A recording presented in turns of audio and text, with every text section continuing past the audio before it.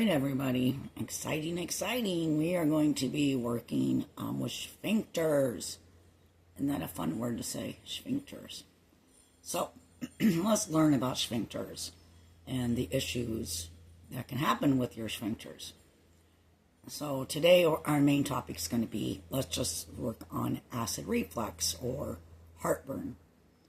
Most of that is caused by this right here. This is called your cardiac sphincter.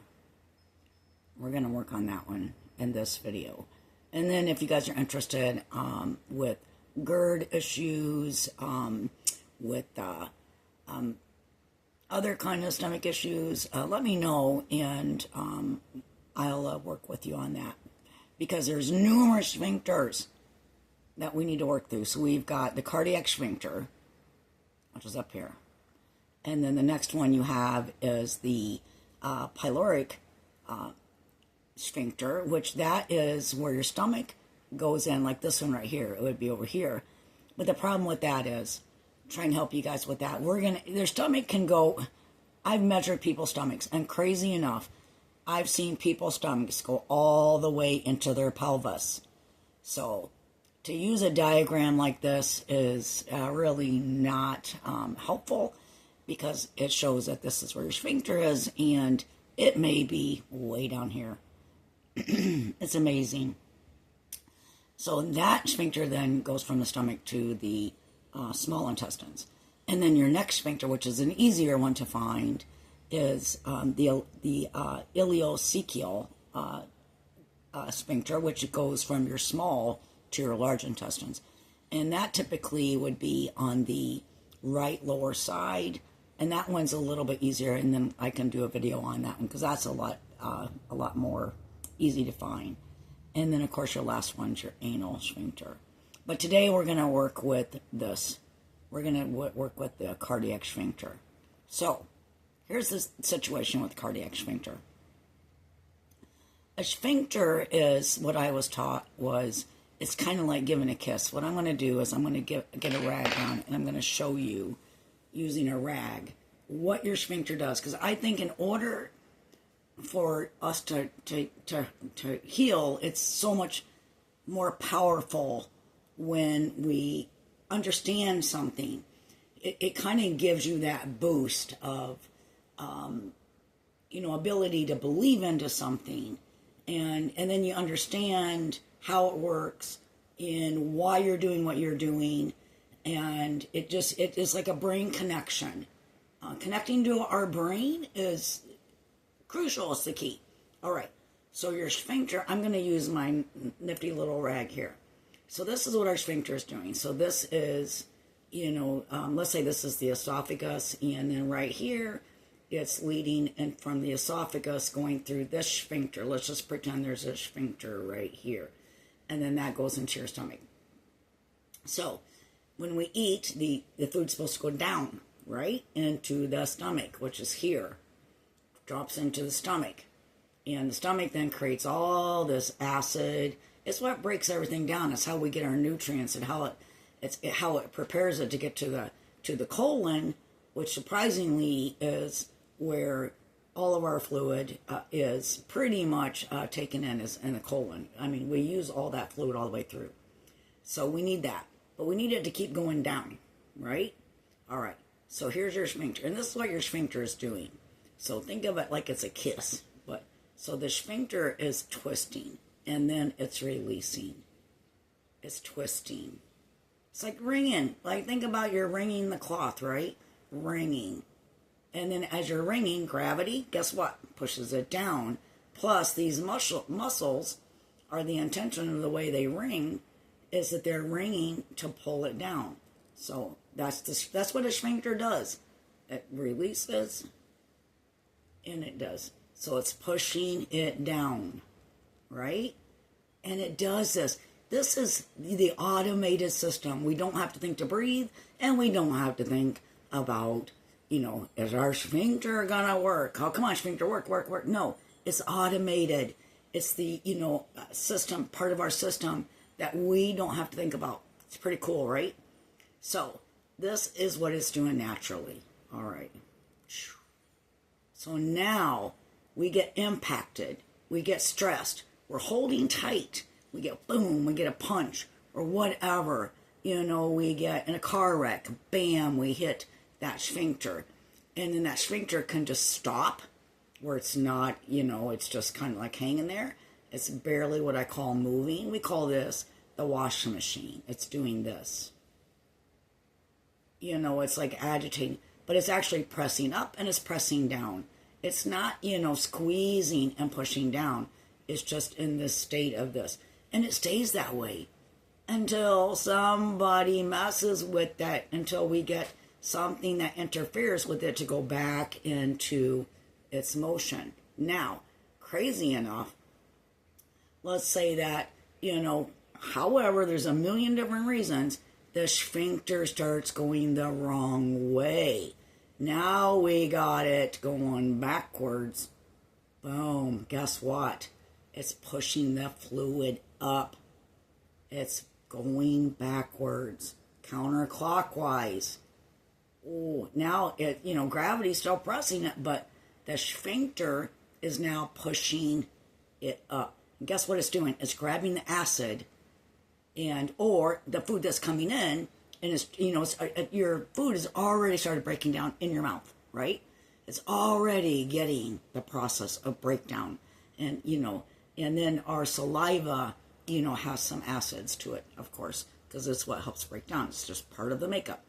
But this thing starts going backwards, and guess what? It's pushing it up. When that acid hits our esophagus, it burns. It literally is acid. I like to talk about all kinds of acid. We have a lot of acid in our body. Acid that's not meant to be there, that we're supposed to get rid of, and the acids that we do use, like in our stomach, supposed to go that way, not that way. So, now that I have shown you what a sphincter does, now we're going to engage. So I showed you that which you can go back to and look, or you can just even look it up and type in sphincters. And so anyway, we're going to come down, and it's going to be right at your diaphragm. So go to your diaphragm, right where your ribs, kind of go like right here. This is where your sphincter is going to be. So now it's by the sphincter. So think of the esophagus is coming down, and this is your cardiac sphincter. Cardiac, heart. Heart's right in here, right? So now we're not going to go onto the heart. We're not going to press on the heart at all. So what we're going to do is we're going to find that V right here, right? And then we're going to push here, and then we're going to go over just a little bit right there. That's going to be where your sphincter is. So it's going to be, I know that video is probably going to be backwards, so it's going to be to the left, same side of your heart, to the left. That's why we call it cardiac. So now you're going to take your two fingers, right? And then I want you to press down, and then I want you just to nice and gentle clockwise. Release, engage, and then in the intend on engaging with the sphincter. Let your mind, we know. You guys, we know. We're intuitive. You're intuitive. We're all intuitive. Don't let anybody tell you any different. So if you feel like you need to move this way, move that way. If you feel like you need to move a little bit further that way, move that way. Follow your instincts. When you really, really want to engage, you can just put your fingers there with a little bit of pressure. Take deep, deep breaths, and you can engage, and you can tune in to if your sphincter is going the right way. I'm a visceral manipulation therapist. I don't expect you to be able to tune in. It took me a lot of years and time to learning how to listen. My hands are my ears and eyes, but that's 20 whatever years of me doing this, and well, I've been pretty intuitive with my hands for a long, long time. But it's a learned thing, and I would love for everybody to learn how to let your hands be. You can hear with your hands. You can feel with your hands. Literally, you can tune in and talk with any organ, with any muscle. I'm telling you right now, you have the capability. And hopefully, my intense, passion will just spew all over you, and then you'll get it. I love that, because I love passionate teachers. I couldn't be more passionate, as you can tell. Okay, let's go back. I get sidetracked, so excuse me. All right, so feel for it. And then you can feel it. Is it doing this? that's the washing machine. You can feel, I feel more people with the washing machine. And those are the people that get a little bit heartburn here and there. Like they're not totally acid refluxed. So that's the washing machine, just back and forth. Versus somebody who's literally going backwards, counterclockwise. That's the person that is going to have horrible acid reflux. And so tune in.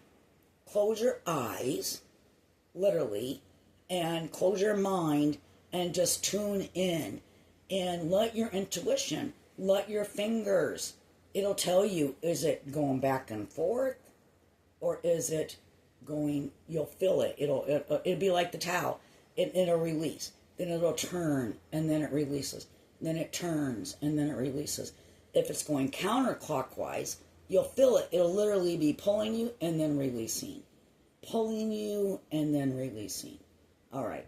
So, but the good thing is, I don't need you to tune in. So you can just do this without knowing what the heck your finger's doing, because we're going to engage with it, and we're going to push it to go make it go the right way. Even if it is going that right way, we can't hurt it, right? So you're going to find that sphincter, which I said, using my V, coming down right below the rib cage, pressing, and then I'm going to do a nice clockwise turn. I'm going to reach in, put some pressure in, and then turn, release. Come up, put the pressure on, and turn, and release. And you do that, and here's the fun part. You don't have to do this constantly. You just have to do it one time. Your sphincter doesn't care which way it's going. It doesn't freaking care. It's just doing what's been pushed to do. And so it does not have an opinion on this. So you're not going to have to work with the nervous system.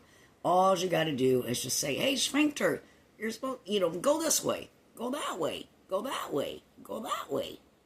Voila. So try that, see if that helps, and let me know. Because we can go into further sphincters. However, this is the sphincter that you deal with, is the cardiac sphincter that causes the heartburn and, the acid reflux the most. When we get into the lower sphincters, that's when we'll have stomach aches. When we get into the ileocecal sphincter, which is right here, you can just even do this. I can just show you that. Same thing, press, press. That one's pretty easy. See, right here is my pelvic bone. Come right down, and then that's where your large intestines pushes into the small intestine pushes into the large intestines. Right there. Yeah, pretty simple. Anyway, I love sharing these tricks and tips with you, and I hope you